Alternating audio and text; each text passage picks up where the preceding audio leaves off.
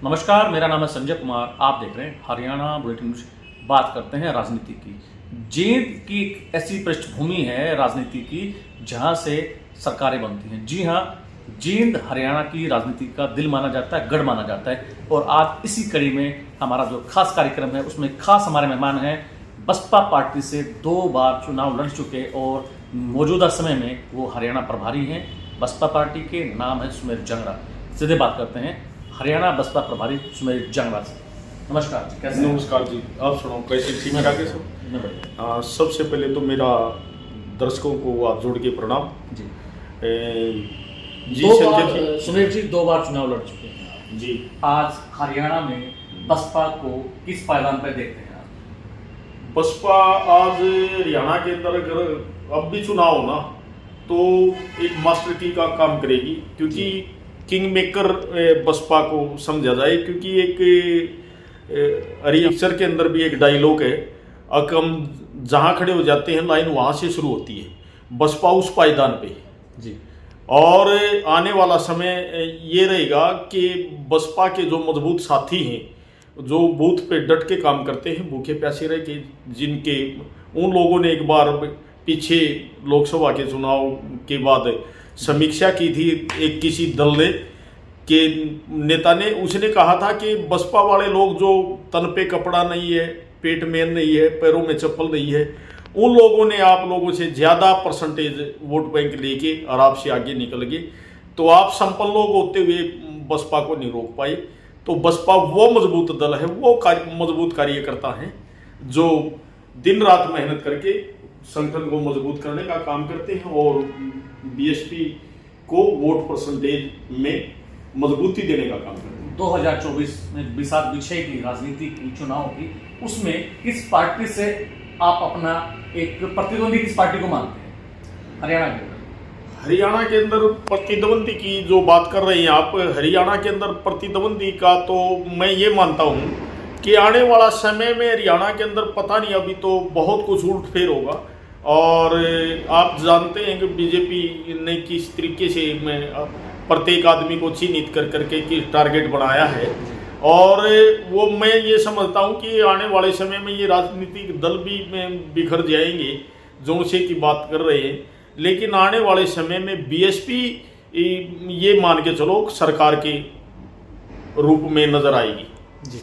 और हरियाणा में जो राजनीतिक अब उभर के आई है, गठबंधन की है, जो गठबंधन की सरकार है जसपा की और भाजपा की, उसको किस तरीके से आप एक नकार कर कर अपना वोट बैंक आगे बढ़ा पाएंगे, जो वोट बैंक आपका पहले खिसक चुका है?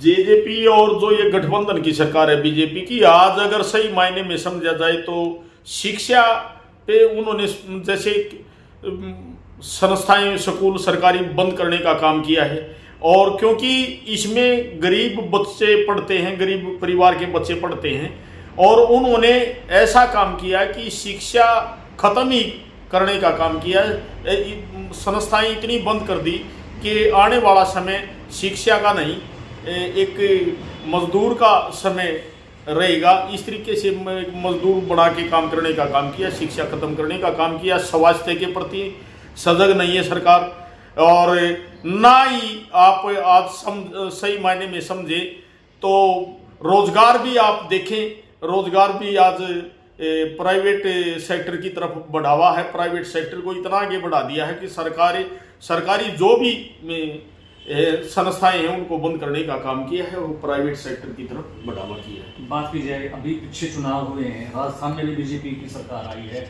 मध्य प्रदेश में भी आई है, तो क्या मानेंगे कि आप किन वादों और मुद्दों के साथ हरियाणा में बसपा आएगी? वो क्या मुद्दे होंगे आपके पास, क्या वादे होंगे?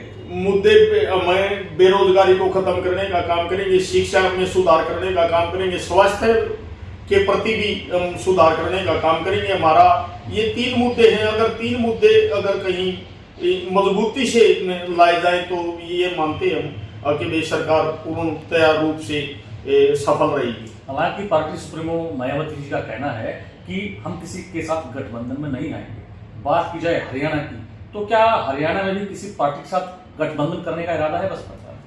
देखिए, जो गठबंधन की बात कर रहे हैं हम, किस बिना पे गठबंधन की बात करें, क्योंकि सेंटर की तरफ भी अपनी सेंटर के भी जो बड़े पदाधिकारी है कांग्रेस के भी, उन्होंने भी काफी में ये कहा कि बहन जी अगर इंडिया गठबंधन में आ जाए तो आने वाला समय बीएसपी और प्लस गठबंधन का होगा। लेकिन ये लोग क्या चाहते हैं कि जैसे कांग्रेस के बड़े नेताओं ने भी कहा है और उन लोगों के साथ समझौता किया जाए क्या, लेकिन किया भी जा सकता है, लेकिन अनदेखी करके कैसे किया जाए कि मध्य प्रदेश में इन्होंने हमारे एमएलए को तोड़ने का काम किया और राजस्थान में हमारे एमएलए तोड़ने का काम किया। तो हम आज ये मानते हैं कि हम आने वाला समय है जो वो बहन जी ने एक ही बताया है, हमारा एक ही आधार है कि एक नेता एक नीति। बहन जी हमारी सर्वोपरि है, जो हमें आदेश करेगी वो ग्राउंड पे फॉलो करने का काम करेगी। इन दिनों हरियाणा में एक पार्टी आ रही है, आम आदमी पार्टी। दिल्ली में सरकार आई है, पंजाब में भी आई है। क्या हरियाणा में झाड़ू के बाद हाथी की मस्ताल देखने को मिलेगी? आने वाला समय हाथी का ही रहेगा, वही मस्ताल हाथी की ही चलेगी, क्योंकि हमारे महापुरुषों ने भी कहा है कि आने वाले बीजेपी अपने कुकर्मों से सत्ता से बाहर हो जाएगी। आने वाला समय बीएसपी का होगा, बहुजन समाज के लोगों का होगा। कि कांग्रेस का तो मान्यवर साहब काशीराम जी ने कहा था कि कांग्रेस उत्तर प्रदेश के अंदर जब कांग्रेस को समेटा गया था, जीरो पे लाके खड़ा कर दिया गया था, कि कहा था कि मैंने कांग्रेस का तो बीजनाश कर दिया है और आने वाले बीजेपी अपने कुकर्मों से सत्ता से बाहर हो जाएगी। आने वाला समय बीएसपी का होगा, बहुजन समाज के लोगों का होगा। क्या आपको लगता है कि पार्टी की जो आपके जो एक नेता एक नीति है वो कामयाब हो पाएगी हरियाणा के अंदर? हाँ बिल्कुल, यहाँ ये जब पूरे भारत के अंदर ही कामयाब है तो यहाँ हरियाणा के अंदर तो ये तो एक छोटा सा राज्य है।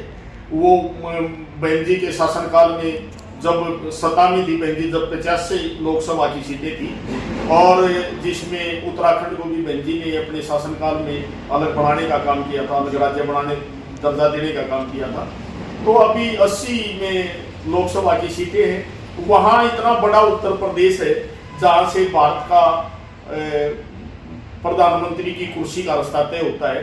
तो वो इतना बड़ा प्रदेश को देख लिया और उस पर सत्तासीन 4 बार रह ली बहन जी, जो आयरन लेडी का विश्व में खिताब मिला उसको। एक वो महान शख्सियत, वो जिंदा देवी बहन जी, उसको कोटि कोटि नमन करते हैं, जिन्होंने समाज के लिए अपने आप पूरे जीवन का एक संघर्ष रूप देके समाज को ऊपर उठाने का काम किया। शुक्रिया। ये थे हमारे साथ हरियाणा प्रभारी बसपा से सुमित जांगड़ा, जिनका कहना है कि पार्टी सुप्रीमो मायावती की एक नेता एक नीति के तहत पार्टी काम करेगी और हरियाणा में आने वाले 2024 के चुनाव में सत्तासीन होगी। अब देखना ये है कि पार्टी के इनके जो मुखिया हैं, जो सुप्रीमो हैं मायावती और ये हरियाणा प्रभारी हैं, ये कितनी जल्द सत्तासीन होगी हरियाणा के अंदर और राज्य हिंदुस्तान के अंदर। अगली कड़ी में किसी खास व्यक्ति से आपकी मुलाकात कराएंगे। तब तक बने रहिए हरियाणा बुलेटिन न्यूज के साथ। धन्यवाद। हर खबर का मतलब ब्रेकिंग न्यूज नहीं, हर बहस का मतलब हंगामा नहीं। हरियाणा की सारी खबरें केवल हरियाणा बुलेटिन पर, सीधी बात, नो बकवास।